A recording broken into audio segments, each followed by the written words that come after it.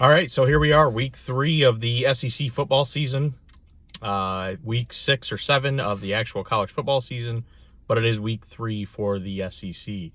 Going to do a preview prediction video for Tennessee and Georgia this weekend. The number 14 Tennessee Volunteers travel to Athens to face the number 3 Georgia Bulldogs in a game that right now has a spread of minus 12 in favor of UGA. That game opened up at minus 14 in favor of UGA. So Vegas odds are moving in favor of Tennessee. What does that mean? I don't know. It's still a 2-touchdown favorite for UGA. So I think obviously those odds mean it's going to be a little bit closer game than they originally had thought, but also still has the potential of, being a blowout. A couple reasons for that is UGA has beat Tennessee by 30 or 40 for the last 3 consecutive years. The game has not been close, really, in any facet since 2016.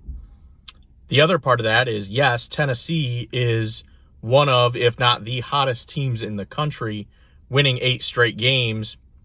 However, those 8 straight games have not come against good opponents. They just haven't. They've not been high-quality, ranked opponents. I don't even know if any of the 8 teams that they have beaten were ranked at that time.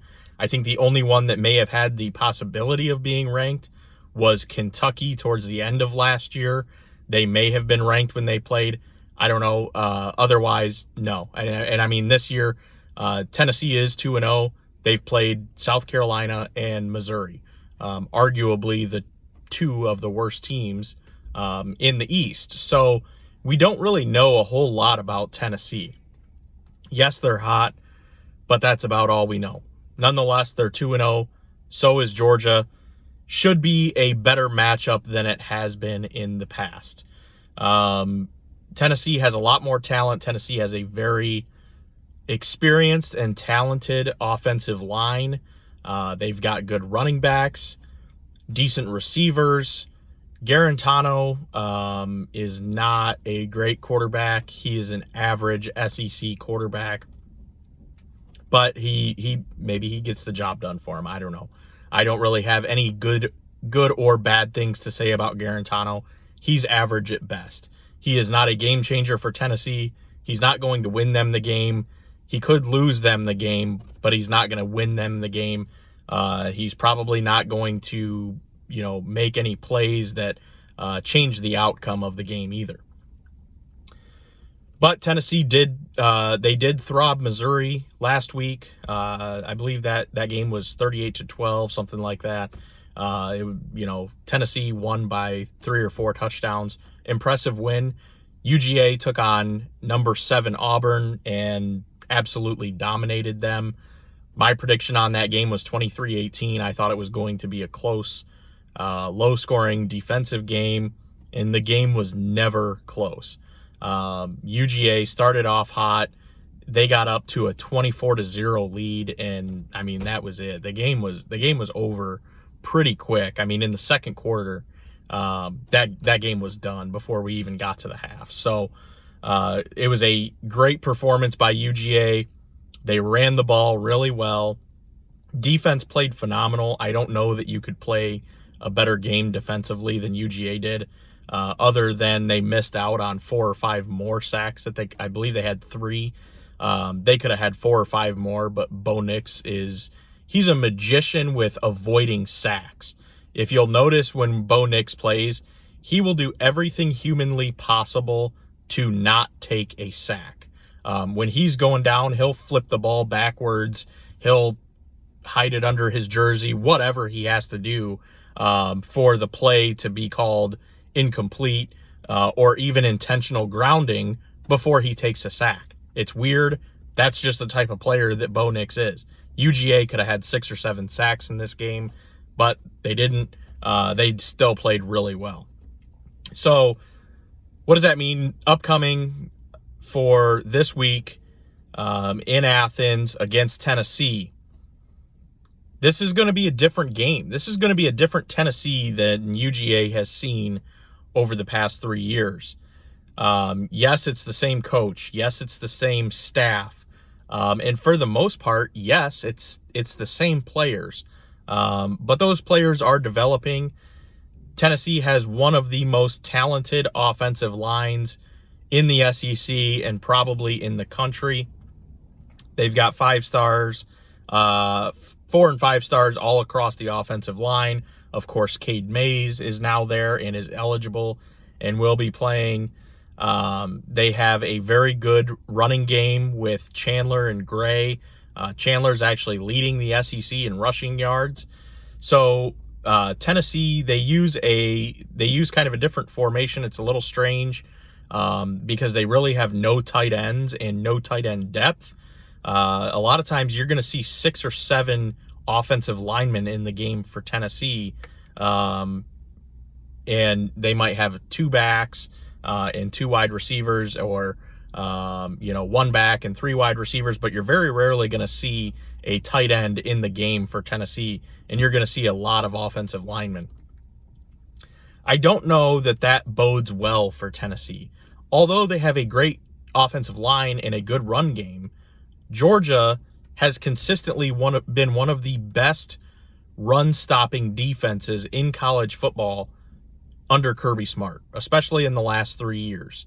Has never had really an issue stopping the run. Of course, there's been games where they've given up some yards, but overall as a season, UGA is always at the top or near the top of the country as far as run defense goes. Last year, Georgia did not give up a rushing touchdown to a running back. We have not given up a rushing touchdown to a running back since the 2018 SEC championship game. That was the last time that Georgia has given up a rushing touchdown to a running back. In that time frame, there have only been 2 rushing touchdowns total on UGA, both of which by a quarterback, Bo Nix, and I believe the other one was Charlie Brewer in the Sugar Bowl.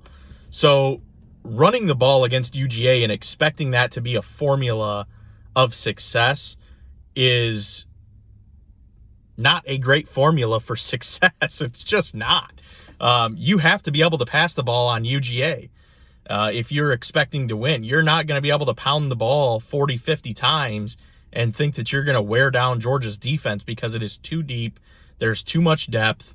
You're not going to win that way. So in order for Tennessee to win this game, they are going to have to throw the ball. They're going to have to, maybe they break off some big runs, which opens up the passing game, but they are going to have to rely on Garantano to make plays with his arm if they want to beat UGA. It's the only way that they are going to win this game. They have to have success running the ball, and Garantano has to have a good game where he doesn't make any mistakes. If Garantano does not have a good game, or UGA forces a couple turnovers, interceptions, fumbles, whatever, this game is going to be just like the last 3 years. It's not going to be close, and UGA will win by 20, 30 points. So there's a lot of ways that this game could go. Tennessee could keep it close, and they could even win in a close game, depending on what this weather does. So that's kind of the big thing right now is, what is this weather looking like? Is it going to be a Kentucky game from 2019 where you basically can't throw the ball because of the wind and the rain, and you have to run the ball? We don't really know that yet. It could be that way, which may favor Tennessee. If that's the case, Tennessee could, they could squeak this out in a close one. I could see Tennessee potentially winning this game somewhere 24-23, 27-24, something along those lines. There would have to be a major breakdown in the Georgia defense, though, in order for that to happen, which I don't see happening. And then on the other side, there's a couple different scenarios for UGA.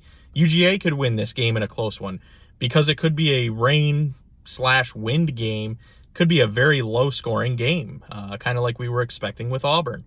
I could see UGA winning this game 17-14, or 19-17, or 20-7, something like that. But then on the other side, I could also see Tennessee not having success running the ball. I could see Garantano getting in some trouble, taking some sacks, turning over the ball, and all of a sudden this becomes a Georgia-Auburn game and UGA wins by 3 touchdowns or more. That's a possibility too. So there's a lot of possibilities with this game. Both teams are confident going into this game. Both fan bases are confident. A lot of trash talking going on, but I think UGA gets the win for the 4th year in a row. My final score prediction on this game, UGA 24, Tennessee 13. Go Dogs. We'll see you Saturday. Take care.